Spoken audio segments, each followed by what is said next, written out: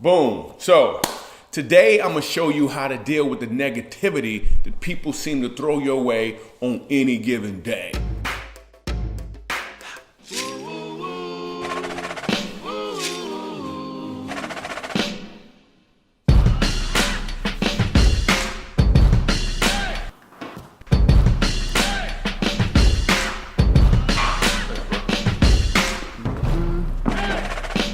I am going to share with you about a time I got heckled.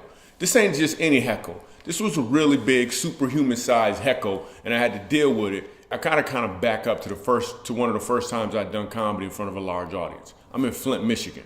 By the way, Flint, Michigan at the time was the murder capital of the world. And they was proud of it too. They was like, yeah, baby, #1. Like cats was happy they was murder capital. So Flint, Michigan has this thing called the Super Show. I don't know if they still have it, but this was back in 1999 or something.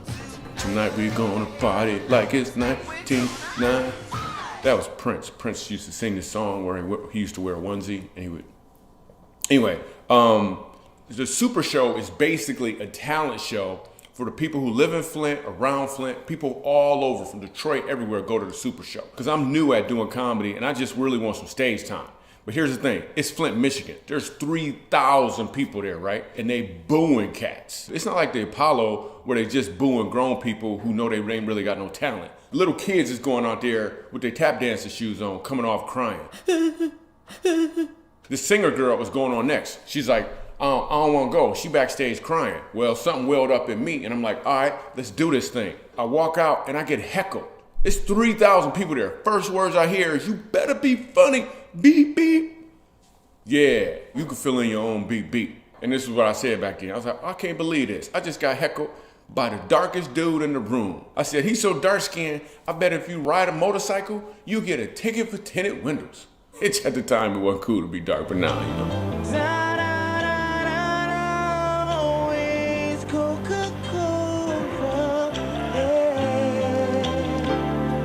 The whole room laughed, 3,000 people, got them. Go ahead and do the rest of my set. People laughed. After the show, somebody said to me, you know what, you're really good. At what point in your career will you be a professional? A police officer gets a badge, doctor gets to practice doctoring.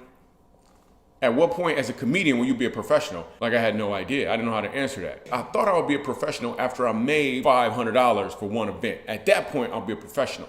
I made the money, and I just didn't feel like I was a professional. I just didn't feel like that was it. So this question was kind of still in me like, how? Fast forward, some years later, I'm in Fort Wayne, Indiana. I'm not even headlining yet. I'm a feature act at this club called Snickers Comedy Club, Fort Wayne, Indiana. I get up on stage, it's a mostly white audience. I'm probably 10 minutes into my set, and I get heckled from this dude in the back of the room, and he got more twang than I can explain.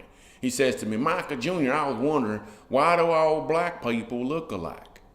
At this point, the whole crowd freezes. They don't know if I'm gonna get mad, throw a chair. They have no idea what's gonna happen. I don't know what I'm gonna say or what I'm gonna do. When I said these words, I was hearing them for the first time. He was like, Micah Jr., why do all black people look alike? And I said, we don't all look alike. You just gotta cut the eye holes in your sheet a lot bigger. For real. The crowd explodes in laughter. And the dude who actually said that to me stands up on his chair and gives me a standing ovation with the rest of the room. It was an amazing experience. I was at a turning point where I could have got upset. I could have went off, and no telling how that would have even affected my career. It's Fort Wayne, Indiana. I don't know how much it really would have affected it. In that moment, just by instinct, I decided to carry on with the gift that I have instead of stopping, putting the gift down, and then showing up in another way. So let's think about this real quick. What is a heckler? Like, first of all, a heckler is someone who is trying to shake things up in a way so you can't handle it. A comedian like myself or a performer is basically you, and you have something that you're supposed to perform for an audience, not just to entertain, but actually to help them get somewhere. So you are on your platform, whether you be a stay-at-home mom, a doctor, you're on your platform presenting what you have to present to your audience. And a heckler will come along trying to deter you from what it is you're called to do. And you're going to have them. In fact, if you don't have any hecklers at all, you're probably doing something wrong. So a heckler is actually confirmation that you're moving in the right direction. But you can't listen to the heckler. You're not gonna be able to pull it off. You should just stop it right now. Just stop it. You can say goodbye to your dreams. It's so hard to say goodbye. Excuse me, bro. Yeah, exactly. To yesterday. Sometimes that heckler is actually you. So what you have to do to knock that heckler out of the way is you gotta be steadfast and know who you really are. You gotta address the heckler, shut him down, and then push on. That's all I'm saying. Because I'm telling you, you can get it done, son. Or daughter. You're not my child. It's just a phrase. So look, I'm about to actually show you a clip of me doing that story in front of 4,000 people and how they responded. He said, Micah Jr., why do all black people look alike? I was like, we don't all look alike. You just got to cut the eye holes in your sheet a lot bigger.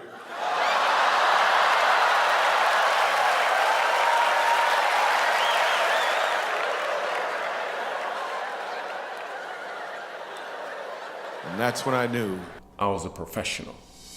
So here's what I want you to do. I need you to go ahead and subscribe, and I want you to tell some people about it. Listen, when you subscribe on YouTube, you subscribe and then you say, hey, do you want to be notified when you get an email? The answer is yes, because I'm dropping videos and you need to be the first one to know so you can get the knowledge and the wisdom and you know how it goes.